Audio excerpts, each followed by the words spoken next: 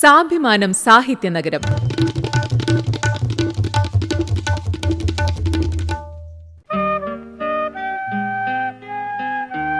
എന്റെ കോഴിക്കോട്. മാധ്യമപ്രവർത്തകൻ കെ ജയേഷ്. ഏറെ പ്രശസ്തരായ നിരവധി കലാകാരന്മാർക്ക് ജന്മം നൽകിയ ദേശമാണ് സാഹിത്യനഗരമായ കോഴിക്കോട്. ഇതേസമയം പ്രശസ്തിയുടെ ഉയരങ്ങളിൽ നിന്ന് എല്ലാം ഉപേക്ഷിച്ച് മാറി നടന്നവരും ഇവിടെ ഏറെയാണ്. ഇത്തരത്തിലുള്ള ഒരു കലാകാരനായിരുന്നു നടക്കാവ് സ്വദേശിയായ PS നിവാസ് എന്ന പനയംപറമ്പിൽ ശ്രീനിവാസ്. ദേശീയ പുരസ്കാരം നേടുകയും തമിഴ് സിനിമയെ മാറ്റിമറിച്ച നിരവധി സിനിമകൾക്ക് ക്യാമറ കാഴ്ചകൾ ഒരുക്കുകയും ചെയ്ത ചലച്ചിത്രകാരനായിരുന്നു PS നിവാസ്. യാത്രകൾക്കൊടുവിൽ അവസാന കാലത്ത് കോഴിക്കോട്ട് തിരിച്ചെത്തിയ ഇദ്ദേഹത്തെ ആരും തിരിച്ചറിഞ്ഞില്ല. താൻ ആരാണെന്ന് ആരെയും അറിയിക്കാൻ അദ്ദേഹവും ആഗ്രഹിച്ചിരുന്നില്ല. 2021 ഫെബ്രുവരി 1 ഇദ്ദേഹം മരണപ്പെടുന്നത്. 1977 ഭാരതി രാജ സംവിധാനം ചെയ്ത 16 വയതിനിലെ എന്ന സിനിമ പുറത്തിറങ്ങിയത്. മണ്ണിന്റെ മണമുള്ള ജീവിത കാഴ്ചകളിലൂടെ പതിവ് തമിഴ് സിനിമാ കാഴ്ചകളെ ഉടച്ചുവാർക്കുകയായിരുന്നു ഈ ചിത്രം.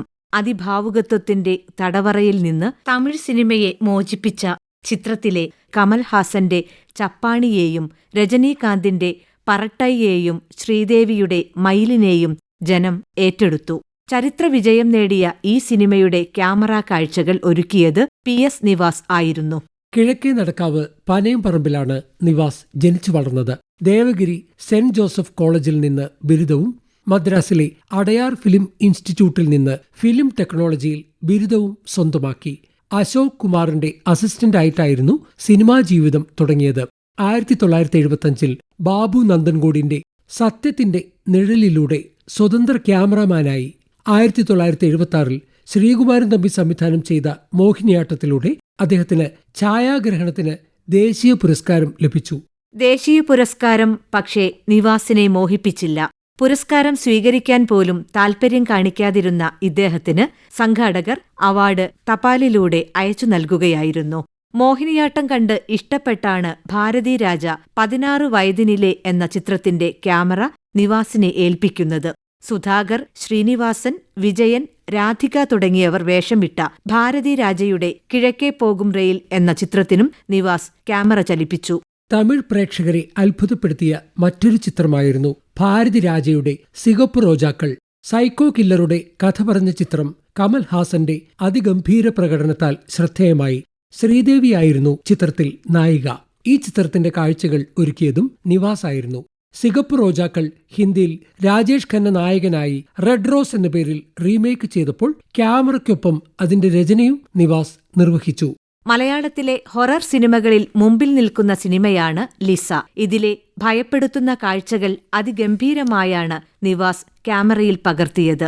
ഈ സിനിമയ്ക്ക് ശേഷം ലിസ ബേബി എന്ന പേരിൽ അറിയപ്പെട്ട സംവിധായകൻ MG ബേബിക്കൊപ്പവും നിരവധി ചിത്രങ്ങൾ നിവാസ് ഒരുക്കി. തമിഴ്, മലയാളം, തെലുങ്ക്, ഹിന്ദി ഭാഷകളിലായി 50ഓളം സിനിമകളുടെ ഛായാഗ്രഹണം ഇദ്ദേഹം നിർവഹിച്ചിട്ടുണ്ട്. സ്വന്തമായി ഒരു സിനിമ സംവിധാനം ചെയ്യാൻ നിവാസ് തീരുമാനിച്ചപ്പോൾ ഗ്രാമീണ പശ്ചാത്തലത്തിലുള്ള കഥയാണ് അദ്ദേഹം തെരഞ്ഞെടുത്തത്.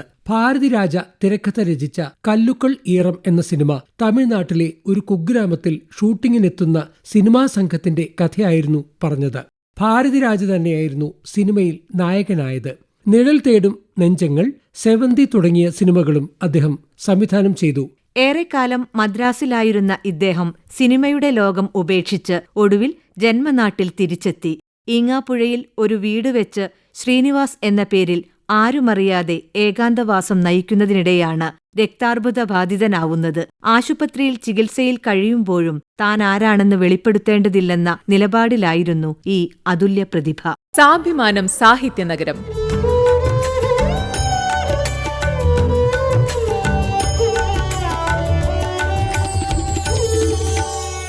സാഭിമാനം സാഹിത്യനഗരം ഇനി തിങ്കളാഴ്ച രാവിലെ 7:10.